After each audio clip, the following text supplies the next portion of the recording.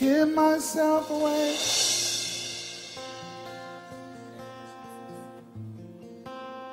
I give myself away so you can use me. I give myself away.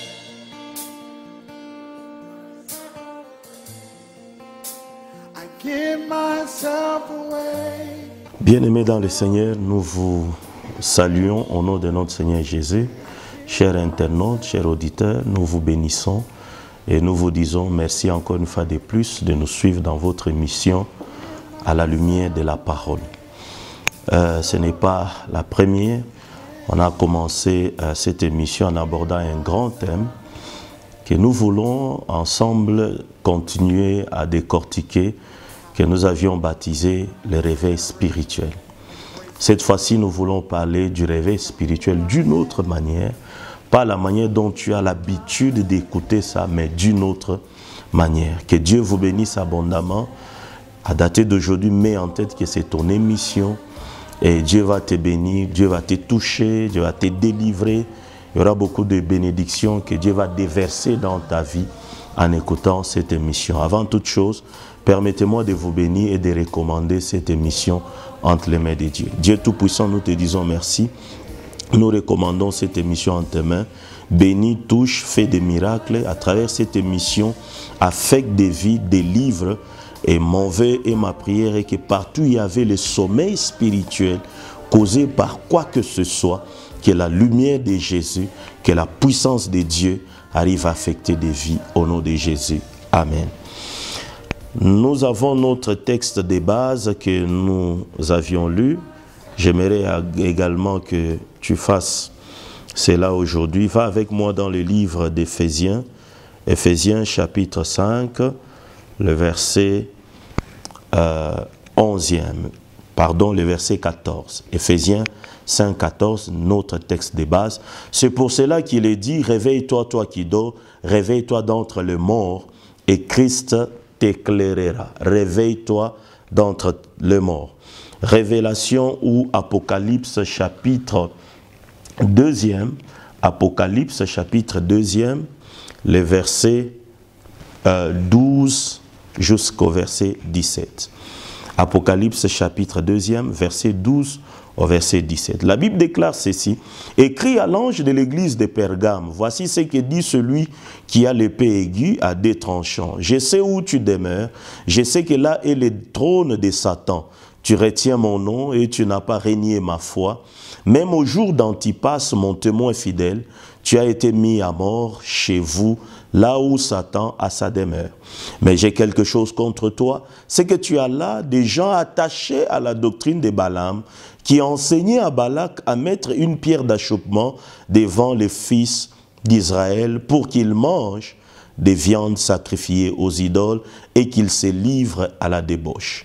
De même, toi aussi, tu as des gens attachés pareillement à la doctrine des Nicolaïtes. Répands-toi donc, sinon je viendrai à toi bientôt et je les combattrai avec l'épée de ma bouche. Que celui qui a des oreilles entende ce que l'Esprit dit aux églises. Bien-aimés dans le Seigneur, nous revenons encore pour parler d'une autre dimension du sommeil spirituel. La première dimension, c'était la perte du premier amour.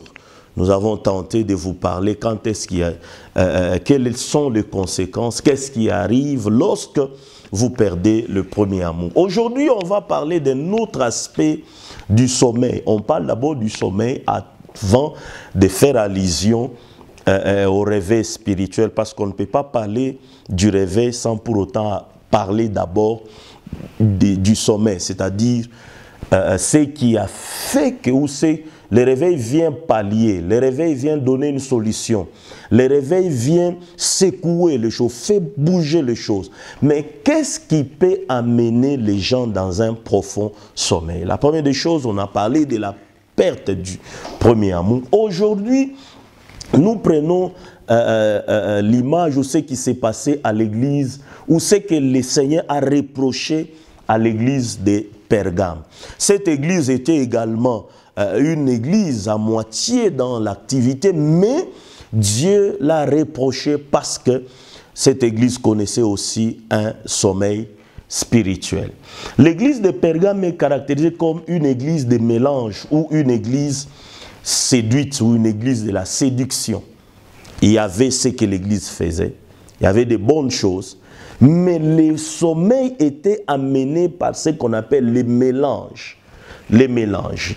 Le terme Pergame a en fait deux dérivés. On parle de père qui veut dire Pergamos, cela veut dire pour les mariages.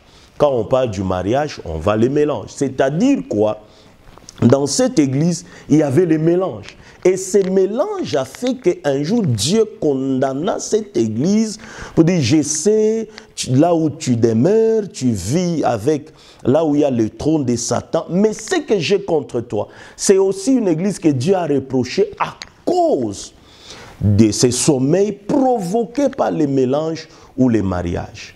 J'aimerais te dire ou t'expliquer de quoi est-ce qu'il est question, c'est quoi ces mélanges et c'est quoi ces mariages. Quand on parle du mariage, on voit l'union entre deux personnes, selon bien sûr la parole de Dieu.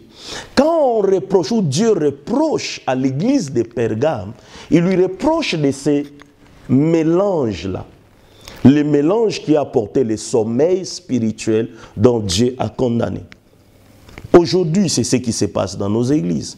Il y a maintenant aujourd'hui le mélange entre les choses de Dieu et autre chose. Vous allez voir dans certaines églises ou dans certaines vies, tantôt vous marchez ou vous êtes accro à vos coutumes et d'une part également vous voulez mélanger entre Dieu et vos coutumes.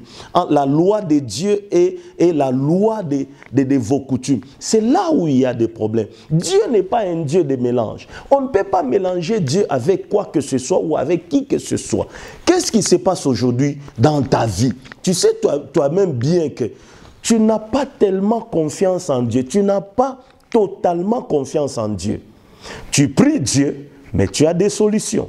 Tu pries Dieu, mais tu les mélanges avec autre chose. Tu pries Dieu, mais il y a autre chose, autre doctrine, tu as toujours des choses qui ne cadrent pas avec la volonté de Dieu, mais tu t'appelles chrétien, mais vous vous appelez une église.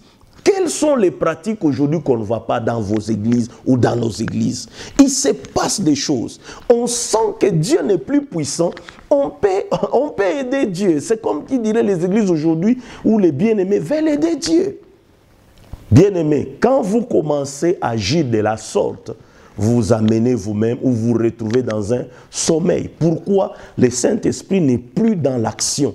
Le Saint-Esprit, il est trop sensible. Ce n'est pas la force. Ce n'est pas le fait que vous dessinez des gens avec des feux. Non, non. Le Saint-Esprit, c'est la troisième personne en Dieu. La Bible déclare, n'attristez pas le Saint-Esprit. Vous pouvez l'attrister. Quand vous attristez le Saint-Esprit, il n'est plus avec vous. Vous retrouvez dans un sommeil spirituel. Vous pouvez être dans l'activisme, comme je l'ai dit autrefois, mais vous n'agissez pas selon la volonté de Dieu. Le problème de l'église de Pergame, il y avait les mélanges. La parole de Dieu est autre chose. Aujourd'hui, c'est horrible et terrible. Regardez ce qui se passe. On prie Dieu, mais il faut aussi laisser la place aux coutumes. On prie Dieu, il faut aussi mélanger avec nos efforts, il faut mélanger avec autre chose. C'est là est tout simplement une manière de dire Dieu, quitte notre église, nous voulons nous battre nous-mêmes. La Bible est en train de dire l'effort est inutile. Sans Dieu, sans le Saint-Esprit, l'église ne peut pas tenir. Raison pour laquelle Jésus a tout planifié. Il nous a envoyé, il a bien dit, je ne vous laisserai pas orphelin. Orphelin, c'est celui qui n'a aucun soutien. Raison pour laquelle on appelle le Saint-Esprit le paraclet. Celui qui se tient à côté pour défendre, l'avocat. Lorsque l'église n'a plus l'avocat, eh bien, le diable viendra, il bougera. Mais j'aimerais te dire une chose. Le diable travaille de manière à porter toujours les faits étrangers à l'église. Aujourd'hui, on commence à tolérer n'importe quoi. Autre chose, lorsque une église, une vie, un ministère est dans un profond sommeil, la tolérance entre. On commence à tolérer n'importe quoi. Tout est défendu maintenant aujourd'hui à la lumière de la parole. Et même la parole que nous utilisons à tort est devenue pour certains pasteurs un objet, je ne sais pas, une arme pour détourner le peuple. Ça, c'est un mélange. Ça, c'est un mélange. Aujourd'hui, les hommes de Dieu commencent à dire, mais parlez seulement de l'impudicité. Oh, là où les péchés abondent, la grâce surabonde. Une occasion pour pécher, pour pousser les gens à pécher. Bien-aimés pasteurs, si vous utilisez ce genre de choses pour tromper les peuples, vous pouvez tromper tout le monde, mais vous ne pouvez pas tromper Dieu. Ça, c'est un mélange dans les choses de Dieu. Vous savez bien l'histoire d'un fait étranger. Dieu avait refusé qu'on apporte un fait étranger à l'autel. Aujourd'hui, c'est ce que vous faites. À l'église, il y a tellement de choses qui amènent l'église. Je parle trop de l'église, mais bon, écoute, quand je parle de l'église, toi, tu es une église. L'église, ce n'est pas les bâtiments, mais l'église, c'est nous, les gens qui fréquentons les bâtiments et fréquentons les lieux. Il y a également une autre chose. Il y a des endroits où le pasteur est devenu, je ne sais pas, un guide suprême. C'est-à-dire, j'aimerais vous dire une chose. Restez sur la ligne, restez dans la parole de Dieu. Peuple de Dieu, agissons comme à l'église de Paul. Paul qui pouvait reprendre Pierre alors que Pierre a commencé les choses de Dieu bien avant Paul. Les mélanges. Qu'est-ce qui ne va pas aujourd'hui? Les mélanges. On mélange tout, l'argent avec la bénédiction, les choses, des choses de tout genre à l'église. Ça, ce n'est pas la volonté de Dieu. Raison pour laquelle il y a un profond sommeil dans vos églises. J'aimerais également vous dire une chose. Lorsqu'un homme de Dieu commence à mélanger l'onction que Dieu a déposée sur lui et autre chose, vous allez terminer comme Samson. Samson a mélangé la délivrance de Dieu avec ses propres convoitises, l'amour charnel ou les sentiments charnels. Il va hypothéquer toute une délivrance, en fait, pour les jours d'une femme qu'on appelle Delilah, et il vient là mettre cette onction sur les cuisses de Delilah. Ça c'est terrible. On ne peut pas mélanger. Raison pour laquelle la Bible est en train de dire ceci. Je ne me perds pas, je suis avec toi. La Bible est en train de dire ceci. Pendant qu'il était dans un sommeil, c'est alors qu'on va raser sa tête. Il croyait que Dieu était encore avec lui. Dieu n'était plus avec lui. C'est quoi le mélange? Faites la part des choses. Dieu reproche l'église de Pergame qui a accepté la doctrine de Balaam.